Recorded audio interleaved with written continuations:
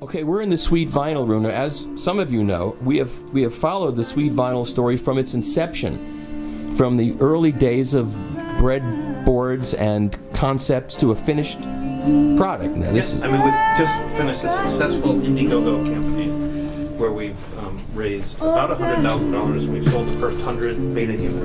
You sold them? Well, we've sold them on Indiegogo, and now we have to deliver them. So Okay. the SC-1 will be shipping in the February timeframe. And that's the basic one?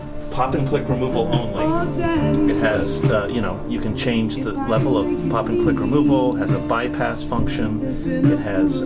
This if your heart is clogged? Yeah. Okay. It's for people who've got really great stereo equipment who don't want to digitize this stuff necessarily. But so it goes through it, but it doesn't. It's got a bypass relay in the back that's audiophile grade, and you can engage it. So all your real cost there is a couple of interconnects. Right. And you can hear. I just bypassed this. Okay. There's no shift in tone quality. Yeah. I'll be the judge of that, okay? Yeah, I'm sorry. Yes, sir.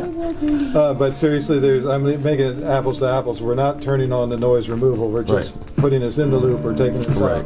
So, we're in the loop, excuse me. Yeah. Out of the loop. And then once we're... Now I was hearing clicks. Okay. Now we'll turn on the click removal. Okay. So when it says processed, what does that mean?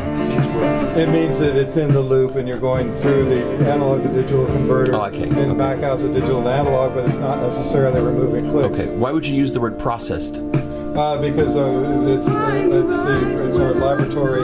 This is our pre-production prototype, and we haven't finalized the terms. Okay. But the idea is it has digital signal processing on it. Okay. Yeah. So. All right. Now I understand.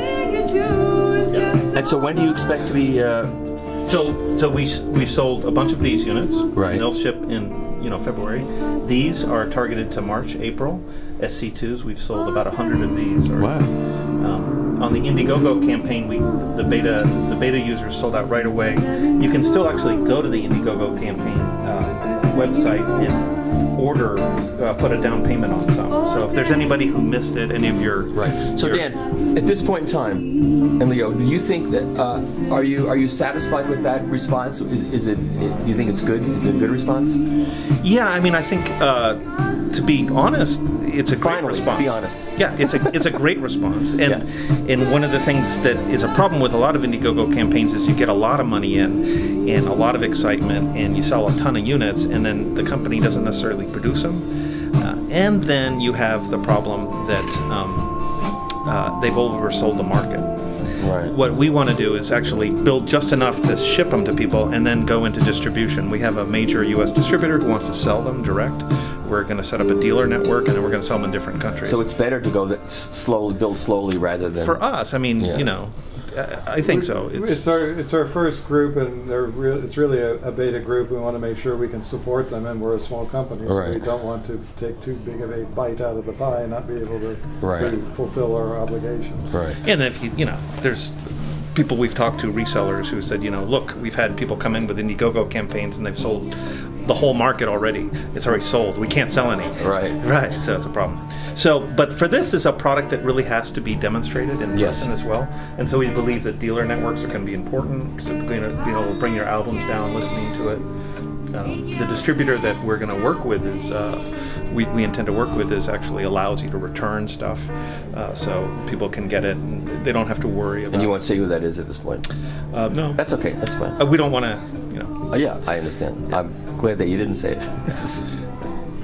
The other thing that I think is important is this is a platform product.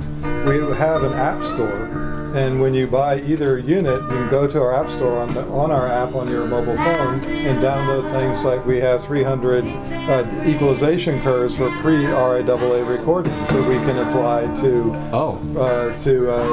recordings of the 50s. And in the digital, once it's digitized. Correct.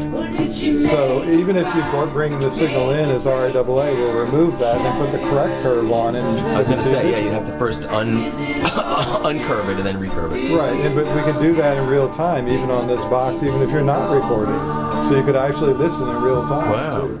We also have another app coming that will remove surface noise. That's very hard to do without harming it. Yes. We can reduce the surface noise by 4 to 6 dB without tonal shift. Beyond that, you have to pay the piper. Yeah. But if you have a problem, then it's worth it. But if you, but we can reduce a significant amount of surface noise without the tonal shift. And we have many more applications planned that you can download from our app store into the box and purchase and use, extending the life of the product. Now, just out of curiosity, because I forget, if I put a stick in there with music already on it, can you play the music through that? So you can do that now? Yes. Right now we're restricting it to Sweet Vinyl only recordings, but we'll open that up over time. So if I stuck my stick in there that I had with me, it wouldn't play? Right now, well, I mean, in a prototype form, it can play. Yeah, but it's a supported product, and what Dan wants to say is, due to the vagaries of the various formats, we want to make sure ours works perfectly. Literally today, you could, because I have the engineering prototype in my pocket, I could get to it and play it easily. So it's capable of doing that. It's just a supported product is different from a prototype. And it will also read and write off the network. So if you have network attached storage, we can record instead of to the stick or to a drive. You don't need a stick. You could use a hard drive and plug it in there. Right. Or you could no stick at all and just use your local area network, and we'll read and write to a network attached storage. Oh, that's great. And stream from this. We can stream to any Apple Talk or DLNA device, like a Sonos speaker or Apple Talk. And so that one costs how much? Is 2,500 list. This is 2,500 list. This is 1,500 list. Okay. Great. Is that the whole story that you want to tell me?